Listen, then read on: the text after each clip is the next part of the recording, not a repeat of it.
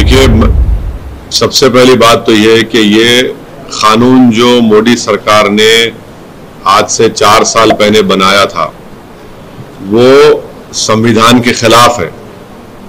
आप रिलीजन की बुनियाद पर कानून नहीं बना सकते, इसमें कई सुप्रीम कोर्ट के जजमेंट्स है और राइट टू इक्वालिटी के खिलाफ है। आप कैसे हर रिलीजन को आप उसकी इजाजत दे रहे हैं उनको, और आप जो रिलीजन जिनका इस्लाम है उनको आप नहीं दे रहे, वो एक पॉइंट है। दूसरा ये है कि मैंने उस वक्त पार्लियामेंट में कहा था कि इसी तरह का एक कानून वाइट साउथ अफ्रीका ने बनाया था, तो महात्मा गांधी ने उस कानून को फाड़ दिया था। मैंने भी पार्लियामेंट में इस CAA के उस बिल को फाड़ा था। तीसरी बात यह है कि अब 4 साल के बाद ये सरकार रूल्स बना रही है। मैं देश को ये बताना चाह रहा हूं कि मैंने नहीं, मौजूदा अभी प्रेजेंट होम मिनिस्टर ने पार्लियामेंट में कहा था, मेरा नाम लेकर के OICG, NPR भी आएगा, NRC भी आएगा। कई टीवी के इंटरव्यूज में उन्होंने बात कही थी। तो हम ये बताना चाह रहे हैं कि CAA एक्ट को सिर्फ आप CAA से मत देखिए, इसको आपको NPR से और NRC से जोड़कर देखना पड़ेगा। और जब वो होगा तो जाहिर है उसमें सबसे ज्यादा निशाना बनेंगे मुसलमान, दलित, आदिवासी और गरीब लोग। पांचवी बात यह है कि अब आसाम में सुप्रीम कोर्ट मॉनिटर्ड एक NRC हुआ, 19 लाख लोगों के नाम नहीं आए, जिसमें से लगभग 10 से 12 लाख हमारे हिंदू भाई बहनों के नाम नहीं आए। उनको अब हेमंत बिस्वा शर्मा ये बोल रहे हैं कि CAA कानून जब इंप्लीमेंट होगा तो उन सबको सिटीजनशिप मिल जाएगी, क्योंकि उनका रिलीजन उसमें इंक्लूड हो गया। अब उसमें 1 लाख से 1.5 लाख या 2 लाख करीब जो मुसलमान नाम है, उनको इसका फायदा नहीं मिलेगा। ये बताइए, ये नाइंसाफी नहीं है तो क्या है?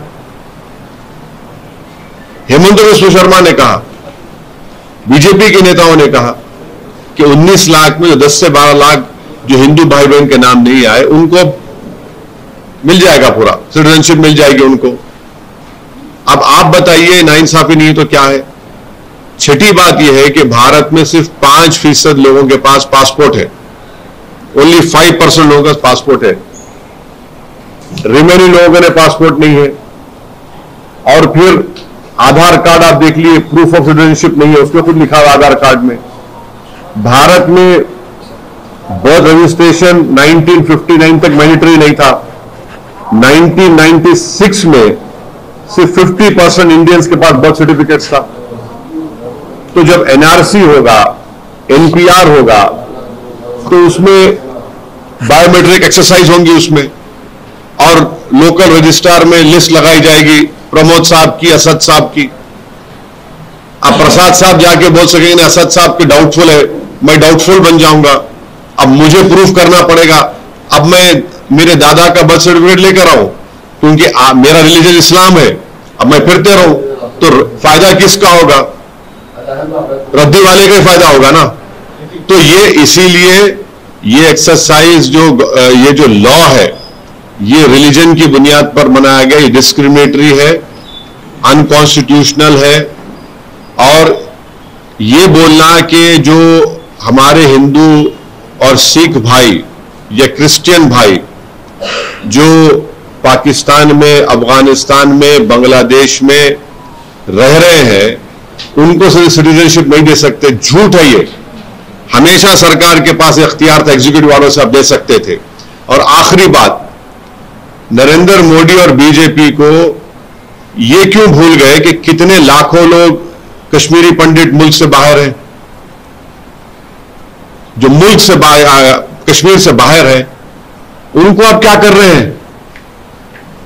उनको आप क्या कर रहे हैं? भूल गए आप कश्मीरी पंडितों को? कम से कम 5 लाख कश्मीर के बाहर हैं, लेकर जाइए ना कश्मीर में उनको। इंग्लैंड में इंडियन जो वहां के इंडियंस यहां पर वहां चले गए जो इलीगल, उनको वापस लेकर आइए। ग्रेट ब्रिटेन बोल रहा है कि लेकर आइए वापस, सरकार बोलते हम नहीं लेकर आएंगे। तो ये गलत है, डिस्क्रिमिनेटरी है, अनकॉन्स्टिट्यूशनल है। सरकार के पास पहले से पावर्स थे और है और रहेंगे कि वो जो हिंदू भाई बहन पाकिस्तान में है या बांग्लादेश से है, आप दे सकते हो उनको। और मैंने खुद केस डाला है सुप्रीम कोर्ट में। हम लोग जब CAA का हियरिंग हुई थी, हमारे लॉयर जनाब निजाम पाशा साहब ने स्टे की मांग की थी, तो गवर्नमेंट ने कहा था कि हम रूल्स नहीं बनाए। अब जब रूल्स बनाए तो हम सुप्रीम कोर्ट में डालेंगे और इसके ऊपर हम कोशिश करेंगे कि सुप्रीम कोर्ट में जाकर इसको उठाया जाए इस मसले को। बोलिए प्रसाद साहब। क्या ये चुनाव को लेकर के अनाउंस होने वाले हैं, उसके मद्देनजर किए गए? बिल्कुल है, उसमें दो राय नहीं है, उसमें दो राय नहीं है। आप जब 4-5 दिन के अंदर इलेक्शन कमीशन ऑफ इंडिया अपने डेट्स का अनाउंस कर देगा 2 ECI के बन जाने के बाद, तो यकीनन ये चुनाव को सामने रखकर ये फैसला लिया गया है बीजेपी की तरफ से। सर खास करके, हाँ बोलो, खास करके कल रमजान शुरू होने की उससे प्रधानमंत्री नरेंद्र मोदी ने इस चीज का ऐलान किया, ऐसा बोलता है। अब जाहिर है वो सब सारी दुनिया को मालूम कि कल तरावी की नमाज शुरू हो रही, रमजान का महीना शुरू हो रहा, तो आप लोग एक मैसेज देना चाहते थे भारत की सबसे बड़ी माइनॉरिटी को जो 17 करोड़ की है कि अब आप लोग कागज निकालने की तैयारी करिए। आप कुछ नहीं। Ma'am, sir, when you're talking about the CAA and the implementation, you say now the rules have been given. Are you saying you'll approach the Supreme Court again and file a case? Our case is already in Supreme Court. When the last time when the Supreme Court was hearing this matter, the Union of India said that we have not yet made the rules. We had asked for a stay. The various parties have asked for a stay. Now, when the rules have been made, we'll definitely once again approach the Supreme Court. And I have contacted and spoken to my lawyer, Janab Nizam Pasha, and advocate on record, Janab Shamshad Saab also. Sir, इसमें ये लोग कह रहे हैं कि it will be completely online और कुछ भी paperwork इसमें नहीं होगा. It will be completely online and it will not take away anyone's citizenship is what. मैं आपको देश को समझा रहा हूँ कि CAA को आप सिर्फ CAA से नहीं, CAA को आपको NPR और NRC से जोड़कर देखना जरूरी है। क्या अमित शाह पार्लियामेंट में मेरा नाम लेकर नहीं कहे थे कि OEC जी NPR NRC भी आएगा? क्या अमित शाह कई टीवी इंटरव्यूज में नहीं कहा था कि NPR NRC आएगा जब CAB था? बाद में CAA एक्ट हो गया, वो जब CAB बिल था, जब उनका ऑन रिकॉर्ड इंटरव्यू है पार्लियामेंट में, उन्होंने कहा है। तो ये सब एक धुआं है और ये कोशिश कर रहे हैं कि असल इनका मकसद क्या है कि देश में NPR हो, NRC हो। अब मिसाल के तौर पर आसाम में जो NRC हुआ सुप्रीम कोर्ट मॉनिटर्ड, 1600 करोड़ रुपए उस पर खर्चा किए गए, 50,000 गवर्नमेंट एम्प्लॉयज ने काम किया और 19 लाख लोगों को कहा गया कि भारत के शहरी नहीं है, नागरिक नहीं है। अब मैं फिर से कह रहा हूं कि उसमें 10 से 12 लाख हमारे हिंदू भाई बहन के नाम नहीं आए। वहां के मुख्यमंत्री ये कह चुके हैं कि उन 10-12 लाख हिंदू भाइयों बहनों को बगैर डॉक्यूमेंट के CAA के तहत उनको सिटीजनशिप मिल जाएगी। अब जो 1 से 1.5 लाख जिन मुसलमानों के जहां नाम नहीं आए, वो तो एक्ट में नहीं आएंगे CAA में, उनको तो फॉरेनर्स ट्रिब्यूनल जाना पड़ेगा। ये कौन सा इंसाफ है बताओ मेरे को आप? यही तो हम कह रहे हैं कि जो आसाम में आपने सुप्रीम कोर्ट मॉनिटर कर लिया है, उसको आप देश में करना चाहते हैं। जिस देश में सिर्फ 5% लोगों के पास पासपोर्ट है, इस देश में बर्थ सर्टिफिकेट का कानून 1959 तक नहीं था। 1996 में सरकार ने कहा कि सिर्फ 50% इंडियंस के पास बर्थ सर्टिफिकेट है। ये फ्यूचर में सब तमाशे करना चाहते हैं। अगर मेरे ही देश में मैं स्टेटलेस बन जाऊंगा महज इस बुनियाद पर कि मेरे दादा का बर्थ सर्टिफिकेट मेरे पास नहीं है, तो फिर क्या मैसेज दे रहे हैं आप? आपका यही मकसद है और बुनियादी फंडामेंटल बात यह है कि आप मजहब की बुनियाद पर कानून नहीं बना सकते। और हम पूछ रहे हैं कश्मीरी पंडित जो 5 लाख बाहर है कश्मीर, उनके बारे में कौन बात करेगा? सर कुछ सियासी खड़ा है जो ये कह रहा है कि इससे आम आदमी का कुछ खास तौर से लेना देना नहीं है। आप जैसे खास तौर से आपका नाम लेके कि वैसी जैसे लोग सियासी लोग हैं अपनी राजनीतिक रोटियां से। मैं क्या साइंटिस्ट नजर आ रहा हूं उनको? मैं क्या मोदी जी की तरह कोई फिलोसोफर हो जो हर महीने में एक मर्तबा ज्ञान देते रहते हैं? फैक्ट है ना। आसाम में आपने किया, झूठ है क्या मैं जो बोल रहा हूं? आसाम में आपने किया क्या? अमित शाह ने पार्लियामेंट में नहीं कहा था कि देश में एनआरसी एनपीआर होगा? झूठ है वो। जब वो होगा तो क्या होगा बताइए? जब वो होगा तो बायोमेट्रिक डेटा लेंगे आप, लोकल रजिस्टर में लिस्ट लगाई जाएगी, कोई भी जाकर ऑब्जेक्शन करेगा कि नहीं ये भारत का नागरिक नहीं है, अब सिलसिला शुरू, उसके बाद डाउटफुल सिटीजन मैं हो जाऊंगा। नहीं, उन लोगों का कहना है कि वैसी साथ में चले तो रोहिंग्याज और बांग्लादेशियों को नागरिक बनवा दें। मेरी बात चले तो मेरी बात चलेगी ना तो 5 लाख कश्मीरी पंडित को लेकर जाऊंगा मैं, जो 10 साल में आपने नहीं किया। 10 साल में आपने नहीं किया 5 लाख कश्मीरी पंडितों को। वो कौन सा रिलीजन है उनका? हिंदू नहीं है वो, भूल गए बीजेपी उनको।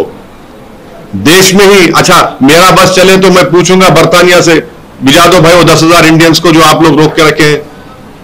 आप लेने तैयार नहीं है उनको। भारत जब सिक्योरिटी काउंसिल का मेंबर बनना चाहता है तो फिर रेफ्यूजीज की पॉलिसी पे क्या है, उनको स्टेप लेना पड़ेगा? बोलिए हमको। असदुद्दीन ओवैसी को आप दिखाते रहिए, कोई बात नहीं, मगर आप भी तो सिक्योरिटी, हम तो चाहते हैं सिक्योरिटी काउंसिल मेंबर बने। जब आप सिक्योरिटी काउंसिल के मेंबर बनेंगे तो ये सब करना नहीं पड़ेगा आपको। किसको बेवकूफ बना रहे हैं? सर इसके पहले सीएम को लेकर के बड़ा बवाल हुआ था 2019 में, राइट्स हुए थे, कई लोग मारे गए थे। तो अब क्या आपको अंदेशा है कि इस प्रकार का जो है अनरेस्ट रहेगा? हैदराबाद की आवाम इस पार्लियामेंट के इलेक्शन में इस कानून के खिलाफ वोट देगी, बीजेपी को हराएगी। देखना सीमांचल की जनता किशनगंज में CAA के कानून के खिलाफ अख्तरुल ईमान को वोट देगी और हराएगी। आप देखना ये CAA के सबसे बड़े पैरोकार और सूत्रधार आज आपके शहर में हैं, आपको कुछ कहना है?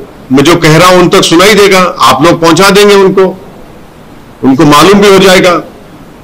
उन्होंने पार्लियामेंट में ये कहा था, मेरे तरफ नाम देखकर कहा था, देख लीजिए NRC होगा, NPR होगा। क्यों होगा भाई? क्या मतलब उसका? यही तो आप करना चाह रहे हैं। जो मैं फिर से कह रहा हूं, आसाम में 19 लाख लोगों के नाम नहीं आए। सुप्रीम कोर्ट मॉनिटर्ड NRC करने के बाद 16 कितना पैसा खर्चा किया था? 1600 करोड़। उसमें से करीब 10 से 12 लाख हिंदू भाइयों के नाम नहीं आए। उनको तो दे देंगे सिटीजनशिप आप। जो 1 से 1.5 लाख मुसलमान के नाम नहीं है वो क्या करेगा? और हेमंत बिस्व शर्मा बोल रहे हैं कि कोई जरूरत ही नहीं है कागज की भी, तो कागज जर्दी वाले में जाएगा। वही तुम बोल रहे थे। सर अगर कह रहे हैं कि असम में जो कुछ हुआ वो एक अलग केस है। क्या अलग केस है? नहीं, क्या अलग केस है? नहीं, कैसा बोल रहे हैं? कैसा बोल रहे हैं आप जब अच्छा तो फिर आप ये कह रहे हैं कि NRC नहीं कराएंगे देश में, आप NPR नहीं होगा, सेंसस अलग है, सेंसस का एक्ट है, NPR NRC का सिटीजनशिप एक्ट के तहत आता। वो किसी और थम्सअप को जाकर ज्ञान दिए। ये जो दुम छल्लों को, जोकरों को बिठाकर इंटरव्यू दिला रहे ना ये लोग, उनको ना CAA का फुल फॉर्म आता है, ना उनको कुछ NPR NRC के बारे में मालूम। हाँ, मगर गुलामी और चमचागिरी करना आता उनको। Sir, the last time KCR had opposed the bill. No. The Telangana Assembly have passed a resolution that census will be done, but NPR NRC exercise will not be done in Telangana. It was a unanimous resolution, and I am sure now that the Congress party is in power, they will also go along with the resolution. And I would request the present Chief Minister Janab Shri Revant Reddy, that a resolution has been passed in the Telangana Assembly. Government is always in a continuous form. Parties will come and go. Parties will come and go. It is a resolution of Telangana Assembly. We are not against the census exercise, because census exercise is done under a particular act. NPR NRC is done under Citizenship Act. You must understand this. That is the concern. And what you have done in Assam, the BJP wants to do it throughout the country. Sir, political stakeholder में एक आदमी है जो इस मसले को सबसे ज्यादा उठाए, लेकिन सियासत में ये भी कहा जाता है कि अकेला चना बाहर नहीं पड़ सकता। क्या आप अपनी भारतीय जंगल में एक ही शेर होता, दो नहीं रहते, समझे ना? जंगल में एक ही शेर होता। क्या आप अपनी भारतीय स्तर पे like minded party, like minded organisation को एक साथ करके कोई मूवमेंट चलाएंगे? ये देखिए भाई, ये मसला पूरे देश का है। ये मसला सिर्फ पॉलिटिकल पार्टीज के हद तक नहीं है। बीजेपी, ये कानून अनकॉन्स्टिट्यूशनल है, मजहब की बुनियाद पर बनाया गया है। पाकिस्तान, बांग्लादेश के जो हमारे हिंदू भाई हैं, सिख भाई अफगानिस्तान के, उनको आप सिटीजनशिप दे सकते हैं, लॉन्ग टर्म वीजा दे रहे हैं, देते रहिए, उसको कोई रोक नहीं है सिटीजनशिप देने से उनको। ये आप कानून इसलिए बना रहे हैं ताकि देश में फ्यूचर में जब आप एनआरसी और एनपीआर करेंगे, आप स्टेटलेस बनाना चाहते हैं भारत की सब 17 करोड़ मुसलमानों को। आप सुनिए, मैं फिर से कह रहा हूं, ये आपने आसाम में किया, सुप्रीम कोर्ट मॉनिटर्ड, जो 10 से 12 लाख हिंदू भाई बहन का नाम नहीं आया, क्या बीजेपी उनको सिटीजनशिप देगी? नहीं देगी। जो 1 लाख से 1.5 लाख मुसलमानों का नाम नहीं आएगा, सिटीजनशिप नहीं मिलेगी उनको। सर, आपके विरोध का रोड मैप क्या है? क्या आप विरोध का रोड मैप आपसे कह चुके हैं। अब चुनाव आ रहे हैं, हम हैदराबाद की जनता इस CAA कानून के खिलाफ वोट देगी, बीजेपी को हराएगी। क्या पोलराइज कर रहे हैं? अरे भाई साहब, मैं आपको बोल रहा हूं, इसमें पोलराइज कौन कर रहे हैं? पोलराइज तो बीजेपी कर रही है। 4 साल से आप नहीं किए, चुनाव जैसे आ गया, नरेंद्र मोदी को ख्याल आ गया कि भैया अब रोटी सेकने का टाइम आ गया, अब चलो गर्म करते हैं मामले को। एक मिनट सुमित, सर, आप बोल रहे हैं कि स्टेटलेस बना देंगे मुसलमानों को आगे जाकर बोलकर, मगर अमित शाह ऑन रिकॉर्ड ये कहते हैं कि किसी मुसलमान का सिटीजनशिप इसमें नहीं जाएगा। देखिए, सुनिए, ये CAA को आपको NRC NPR से देखकर पढ़ना पड़ेगा, नंबर 1। सेकेंडली, ये आप रिलीजन की बुनियाद पर बनाए, जो भारत के संविधान के खिलाफ है, राइट टू इक्वालिटी के खिलाफ है। ये वो रीजनेबल टेस्ट को भी पास नहीं करता ये। और आसाम में जो 10 से 12 लाख हिंदू भाई बहन के नाम नहीं आए, अमित शाह उनको सिटीजनशिप देंगे? नहीं देंगे। बोलेंगे हम बराबर देंगे। वो 1.5 लाख मुसलमान का क्या करेंगे फिर आप? वही जब सुप्रीम कोर्ट मॉनिटर्ड आपके वहां पर एक्सरसाइज हुआ एनआरसी का आसाम में, वो पूरे देश भर में कराना चाहेंगे। क्या अमित शाह ने नहीं कहा पार्लियामेंट में खड़े होकर इस सरकार की तरफ से? क्या आपके टीवी चैनलों पर इंटरव्यू में नहीं कहा उन्होंने कि एनआरसी एनपीआर होगा?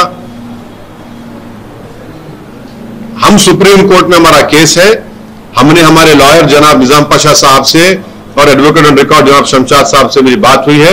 हम सुप्रीम कोर्ट में जाएंगे ताकि इसके ऊपर हमको जाके सुप्रीम कोर्ट बोलेंगे कि जब तो आप गवर्नमेंट ने कहा था कि रूल्स नहीं बने, रूल्स बने, इसको देखिए। आसाम की जो बात कर रहे हैं, जहाँ पर जो है उनको सिटीजनशिप दे देंगी करके कह रहे हैं, जिस तरीके से उनका कहना है, तो क्या उनका तो कहना ही यही है कि बाकी जो देश है वो तो मेजॉरिटी मुस्लिम ये है, तो उन लोगों को नहीं दिया जा रहा है। तो इसीलिए क्या ये मानकर चले कि ये 1.5 या 2 लाख जो मुस्लिम वहाँ पर हैं, जिनको नहीं देने की बात आप कह रहे हैं, क्या वो उन देश के आए हुए हैं और इसलिए उनको नहीं दिया जा रहा है? क्या ये तर्क सही? देखिए, यही तो मैं आपको बताने की कोशिश कर रहा हूं।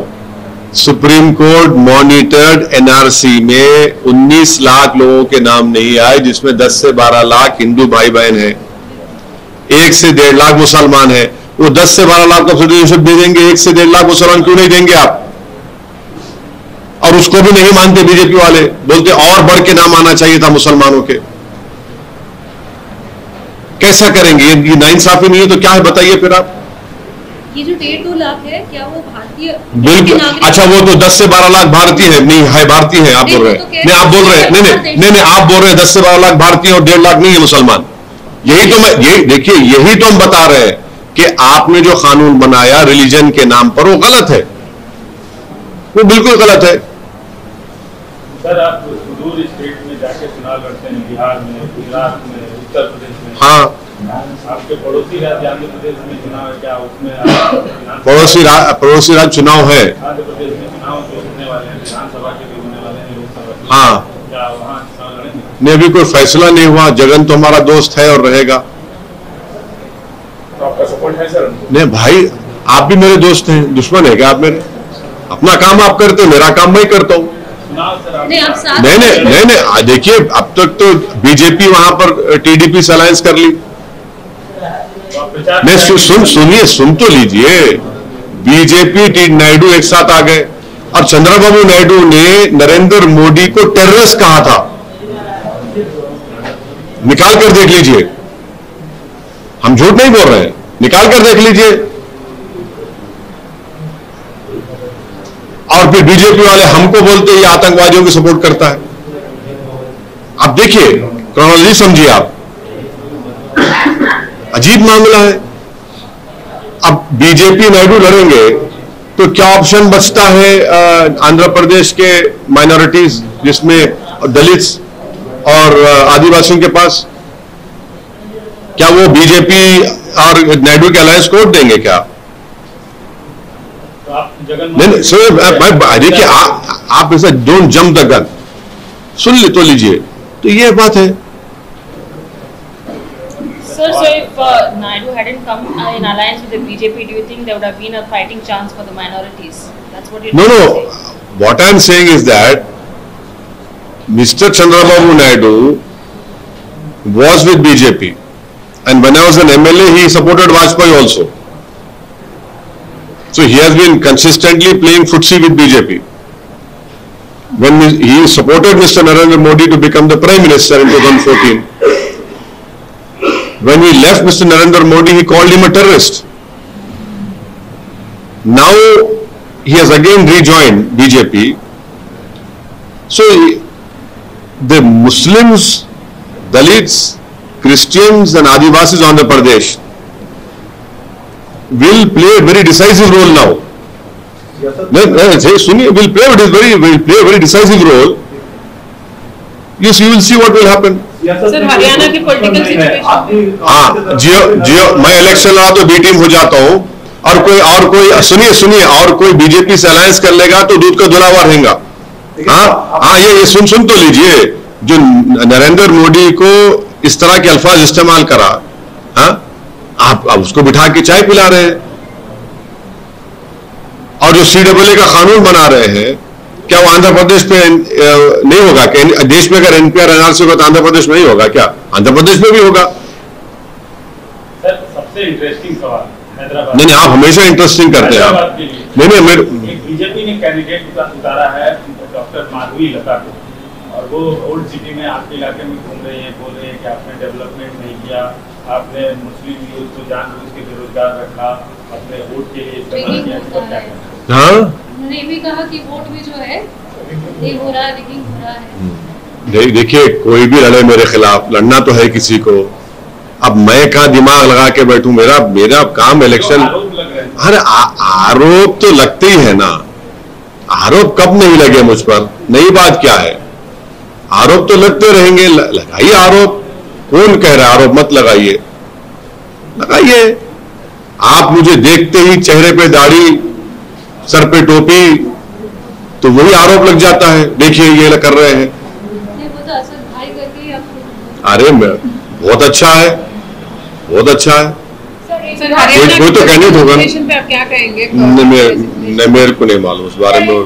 What should be the way to categorize illegal migrants? Are you saying that Ahmadiyyas and Rohingyas should be given citizenship if they don't have proper documents without any religion? You see, first of all, please remember, the non-refoulement policy, we are not signatory, but we have always accepted it. And if refugees come to India, UNHCR card is given to them. Then a long-term visa is given. This law, which has been made on the basis of religion, is unconstitutional. It violates right to equality.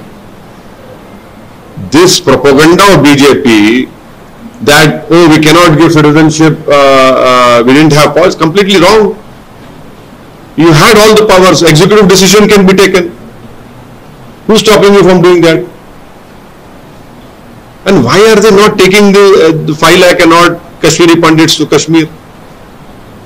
Why are they not bringing back those 10,000 illegal Indians who are in Great Britain? लाइए ना उनको आप, वो भी नहीं ला रहे वापस उनको आप. But why are you linking it to NRC and? Yes, because it is part of the Citizenship Act. But that hasn't been. No, please understand. Census is under Census Act. The NPR NRC is done under the Citizenship Act, and it has been done in Assam, for example. No. Look at the Citizenship Act 1955. Then it talks about various things, National Register. So these are all NPR, NRC are part of the Citizenship Act. So how can you not relate to it? It is part of that. Sir आखिरी सवाल, आप मेहनत तो बहुत करते हैं, हम आज ही के वीडियो में हमने देखा कि आपने जबरदस्त एक्सरसाइज का वीडियो है जी, तो आप ज्यादा एक्सरसाइज कर रहे हैं इस चुनाव के लिए? नहीं, उससे इसको क्या करने का है?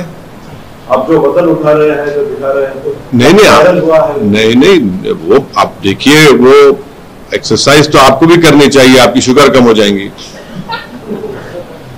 आप करते नहीं है. हाँ, नहीं तो करने चाहिए. मैं भी हफ्ते में 3-4 दिन मौका मिला तो कर लेता हूँ. नहीं करना चाहिए. अच्छा सेहत. IUML और नेशनल कॉन्फ्रेंस जैसे मतलब ऑर्गेनाइजेशंस भी इसके अगेंस्ट है और सुप्रीम कोर्ट अप्रोच कर रहा है. वो ऑलरेडी केस है ना, ऑलरेडी केस है, हमारा भी केस है. इसके लिए वेटिंग है आपका, प्रोसीडिंग्स के लिए वेटिंग है, तो आप क्या उनके साथ जाएंगे? मैं खुद केस डाला हूँ मेरे नाम से सुप्रीम कोर्ट में. और इंडिया जो मीटिंग होने वाली है उसमें ये इशू रेस करेंगे बोल के IUML वाले कह रहे हैं. मैं कैसा बोलूं, मेरा ताल्लुक ही नहीं है उससे. आप क्या, जैसे इससे पहले सवाल पूछा गया था सर, लाइक माइंडेड का भी सपोर्ट लेंगे क्या? अरे भाई मेरा ताल्लुक ही नहीं है सर. वही चीज है कि मकसद एक है लेकिन सुर आप लोगों के अलग अलग. हाँ तो ठीक है, बहुत अच्छा है ना, मंजिल तो एक ही है. केरला में जिस तरीके से मतलब राज्य क्या, जिस तरीके से आपने भी कहा कि रेवंत रेड्डी से भी आपने अपील की कि यहाँ पर ना लेकर आया जाए, तो आपको लगता है कि ऐसे हर राज्य करेगा तो दबाव बढ़ेगा? केरला से हो रहा है शुरुआत होंगे.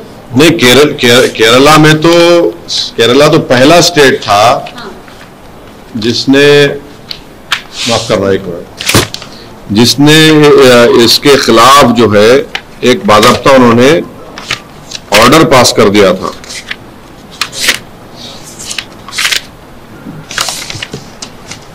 केरला के ने 2019 में उसमें ऑर्डर पास किया था जिसमें उन्होंने कहा कि considering the apprehensions among the general public about the conduct of NPR related activities leads to NRC in the wake of Citizenship Amendment Act 2019, the state government orders to stay all the activities connected with the updation of NPR in the state forthwith. This was the more or less the same resolution was also passed in Telangana Assembly. And my request to the present Chief Minister is that, because government is always in a continuous form, parties will change based on the mandate of people have given. Now resolution of the Assembly has already been passed in Telangana. We hope that the present Chief Minister will also ensure that NPR and NRC will not be done in Telangana. Census has to be done, but NPR and NRC will not be done because the resolution has been passed, and even the Congress party as a party at that time, when KCR was CM, that supported this resolution. मेरा सवाल ये था कि क्या इस तरह से राज्य, अलग-अलग राज्य जो NDA से नहीं जुड़े हैं, क्या वहाँ के अगर जो भी CM है या फिर सरकारें ऐसे करेंगे, क्या दबाव बढ़ेगा? आपको लग रहा है कि CA के खिलाफ अपनी आवाज उठाएंगे तो? करे तो बहुत अच्छा है. आपकी तरफ से कोई अपील है? नहीं करे तो बहुत अच्छा है, करना चाहिए। कोई भी परसिक्यूटेड हिंदूज, क्रिश्चियन, सिख्स को सिटीजनशिप देने के खिलाफ कभी था ना कभी रहेंगे, मगर ये कानून जो आप बना रहे हैं इसको आपको एनआरसी एनपीआर से देखना पड़ेगा। यू कैनॉट इग्नोर इट कि ये जो एनआरसी होगा एनपीआर और एनपीआर एनआरसी होगा, इसे जोड़ के देखना पड़ेगा आप। और बहुत बड़ा हिस्टोरिकल प्रोटेस्ट हुआ था दिल्ली में शाहीन बाग में। मैं सलाम करता हूं उन महिलाओं को जिन्होंने देश को एक राह दिखाई थी। इलेक्शन कमिश्नर को रिजाइन करना पड़ा हाल ही में। एक बात समझिए, ये क्या कोई म्युनिसिपैलिटी का चुनाव हो रहा है क्या? 130 करोड़ जनता का चुनाव हो रहा और नोटिफिकेशन आने से 4-5 दिन पहले एक इलेक्शन कमिश्नर साहब रिजाइन कर देते हैं। ये क्या मजाक है क्या भाई? ने तो मत कराइए इलेक्शन, क्या है ये? 4 दिन पहले वो रिजाइन कर देते हैं और फिर आप 2 इलेक्शन कमिश्नर्स को अपॉइंट करेंगे भी आप। माने अब 14 तारीख को बोल रहे हैं, मीडिया में आया कि 14th को मीटिंग होगी। जाहिर है गवर्नमेंट के पास मेजॉरिटी है। जो गलत कानून है, जो सुप्रीम कोर्ट के डिसीजन के खिलाफ आप बना रहे हैं, तो माने 2:1 पे 2 लोगों को बना देंगे। दूसरे दिन शायद हो सकता है प्रेसिडेंट उसको एक्सेप्ट कर ले और 1 दिन 2 दिन के बाद आप अनाउंस कर देंगे। कैसे क्या है ये तो काफी अजीब है। सर, पिछले हफ्ते प्रधानमंत्री जी यहाँ पे थे तेलंगाना में और कई सारी जगह भी वो मतलब विजिट कर रहे हैं और इस बार 400 पार बोल रहे हैं और 370 is the target is what they are claiming. So मतलब हो चुके हैं कि इलेक्शन से पहले ये लेके आया गया था गर्म करने के लिए, तो मगर वो तो कह रहे हैं कि हम डेवलपमेंट पे जा रहे हैं। 11 लाख करोड़ इंफ्रास्ट्रक्चर के लिए हम एलोकेट किए हैं और दे भी रहे हैं स्टेट्स। एक बात सुनिए, हम प्रधानमंत्री क्या बोलते हैं? हम दूसरी बड़ी इकोनॉमी बन जाएंगे बोलते ना, क्या तीसरी बड़ी बन जाएंगे। पर कैपिटा इनकम में हमारा पोजीशन कितना है? 152 पर कैपिटा इनकम में भाई 50 पे तो ला लीजिए आप। तीसरी बड़ी इकोनॉमी बन जाएंगे। अरे भाई पर कैपिटा इनकम में 150 पे नंबर पे हम लोग। बेरोजगारी आप जैसे नौजवानों का मुकद्दर बन चुका है। इन्फ्लेशन देख लीजिए, कीमतों को देख लीजिए, तनख्वाहें कम हो रही है। इस पर कौन बात करेगा? इस पर क्या उन्होंने क्या बताइए बीजेपी ने? कल गृह मंत्री अमित शाह ने अभी शहर हैदराबाद में भाषण दिया है, बोला है कि 3 पार्टियों एक ही हैं और कांग्रेस और बीआरएस मजलिस का एजेंडा बुलंद कर रही है। कांग्रेस और बीआरएस मजलिस का एजेंडा चला रहे हैं। मेरा एजेंडा चला रहे हैं। मेरा एजेंडा क्या है? मेरा एजेंडा यह है कि तीसरी मर्तबा देश के प्रधानमंत्री नरेंद्र मोदी ना बने। मेरा एजेंडा यह है कि CAA कानून के खिलाफ हमने बिल को फाड़ा, ये संविधान के खिलाफ है। मेरा एजेंडा यह है कि देश में मेजॉरिटेरियन पॉलिटिक्स ना चले। मेरा एजेंडा यह है कि देश में भाईचारगी रहे, बीजेपी उसके खिलाफ है। मेरा एजेंडा यह है कि देश में किसी का नाम की बुनियाद पर घर ना तोड़ा जाए, ना उसको गोली मारी जाए। ये मेरा एजेंडा है। और चंद्रबाबू नायडू क्या हो गए उनके लिए? नायडू उनके लिए अब अच्छे हो गए। हाँ, नीतीश कुमार के बारे में उन्होंने कहा था कि आप लिख कर रख लीजिए, कभी हम इनसे कॉम्प्रोमाइज नहीं करेंगे। अब आप गले मिल रहे हैं उनसे। बताइए इनके बारे में क्या है? इन तीनों पार्टियों को उन्होंने परिवारवादी, वंशवादी, परिवारवादी करार दिया। हाँ, बिल्कुल। बीजेपी में जो इतने लोग जो MP बन रहे हैं, टिकट जिनको मिल रहा है, वो आसमान से उतरे क्या? उनके बाप या उनकी माँ बीजेपी में नहीं थी, उनके चाचा नहीं थे। हाँ, और आप बड़ा बोल रहे हैं। आप सबको तो आप दे रहे हैं टिकट। अशोक राव चौहान को आप गाली दी, अशोक राव चौहान को राज्यसभा दे दिया आपने। उनके पिता क्या थे? भारत के होम मिनिस्टर थे वो। कितने लोगों को आप कर रहे हैं? तो आपको दिखता ही नहीं है कुछ। अहंकार इतना है कि बस हम सब साफ सुथरे हैं, बाकी सब गंदे हैं। तो क्या बोलेंगे उसका?